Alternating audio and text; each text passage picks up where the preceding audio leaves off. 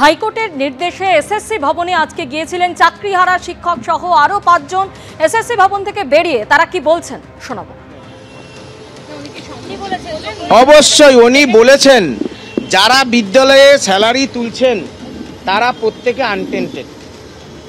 তিনি বলেছেন তাকে ডেকে আপনারা প্রেস কনফারেন্স করতে পারেন বা তাকে প্রেস কনফারেন্সের জন্য অনুরোধ করতে পারেন। 2 নম্বর, 7 তারিখে আমরা বলছি, যেহেতু মহামান্য হাইকোর্টের নির্দেশে আসছি, বারবার বলছি,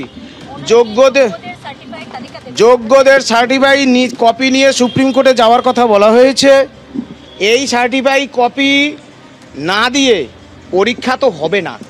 আমাদের পরিষ্কার বক্তব্য, আমরা ভুক্তভোগী শিক্ষক বা শিক্ষাকর্মী, আমাদেরকে খেপিয়ে আগামী 7 তারিখ যদি পরীক্ষা নেয় রাজ্য সরকার, তার পরিণাম হবে ভয়াবহ। পরিষ্কার কথা, কোনো রাগঢাক নয়। অযোগ্য শিক্ষকদের তালিকা পাওয়া গেছে, যোগ্য শিক্ষকদের তালিকা দিন।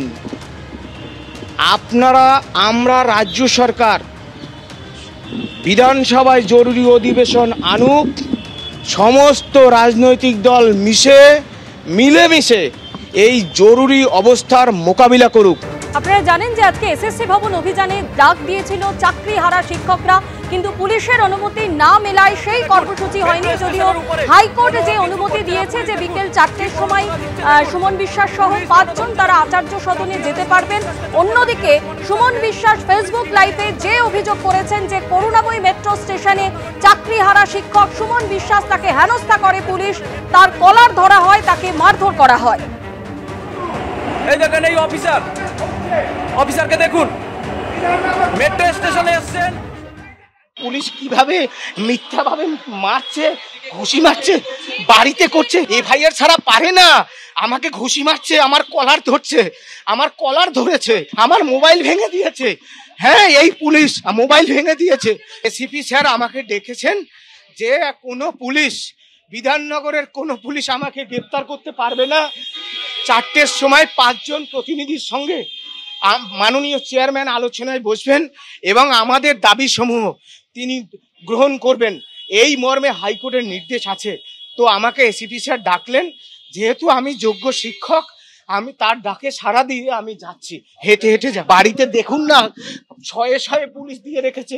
আমার পরিবার বেরোতে পারে না। আমি গতকাল ভর দুপুরে পালিয়ে এসছি, একটা ধুতি পরে পালিয়ে এসেছি, 10 কিলোমিটার হেঁটে এসছি দুপুরের রোদে, তারপর সাইকেল চালিয়ে এসছি।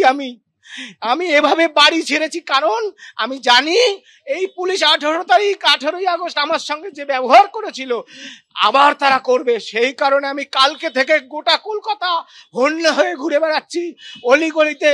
রাতে আমি সারা রাত কিচ্ছু খাইনি, জল ছাড়া, কারণ বাইরে বেরোলেই পুলিশ ধরবে।